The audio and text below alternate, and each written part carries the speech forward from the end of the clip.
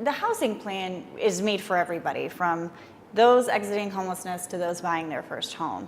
I think where the housing plan and Operation Rio Grande intersect is really that people experiencing homelessness. Those folks, I think sometimes it's so easy to lump a population together and say you're homeless. But I have to tell you, it is some of the most important work that we do is getting people off the street. For the person who doesn't have a roof over their head, it's terrifying, absolutely terrifying. Sometimes they struggle with addiction. Sometimes they have kids. Sometimes they have estranged family members. But every single person is part of our community, and it's about how do we help them reintegrate, and housing is one of the best ways to do that. It certainly solves our homeless problem when we can house folks. And so as part of that, we really focused on our federal dollars for one. So since Operation Rio Grande, we know that we've helped over 200 families access housing through outcome-based programs where they're leaving the shelter, leaving the streets, and going to an apartment with case management. And that's one immediate and critical component that we have targeted. The other piece is really a long-term vision.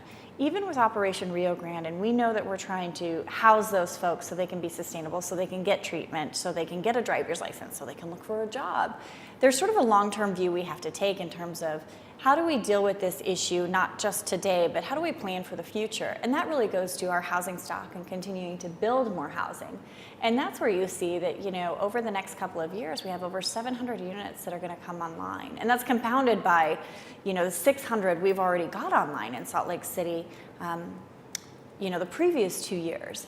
And so you're looking at this stock coming in, and we're really targeting a key piece of that housing stock towards permanent supportive housing, which is exactly what it sounds like. It's permanent housing for those who need it most, that are not ready to overcome their addiction, but don't want to live on the streets, or those who have severe mental illness who really need ongoing case management.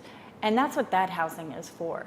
But the thing is, and the key is, that it has to start there. It has to start with housing. And so that's really the city's approach in light of Operation Rio Grande last year and looking for the next 5 years, is how do we set the city up for success? We've really taken year one and we said, what can we do as a city to improve this situation? So that's funneling housing trust funding to these projects, to federal funds. Year two, I think, is really going to be about community partnerships, public-private. We looked internally and we said, as a city, here are the things we can do. And now it's about going out to our community and saying, how do we let you help us? And I say that deliberately because folks want to help. Our private partners, our businesses, our neighbors, all want to help see this problem fixed or improved. And so really our job in the second year of the housing plan is to figure out a pathway to make that happen. And we're really looking forward to that and excited about the possibility.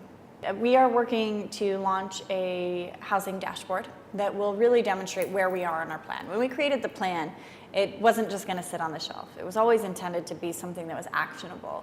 And so that's where we've targeted our resources, and we want to track that, and we want to be transparent to the community in that. And so we expect that to launch later this month, and we're really excited about that as well.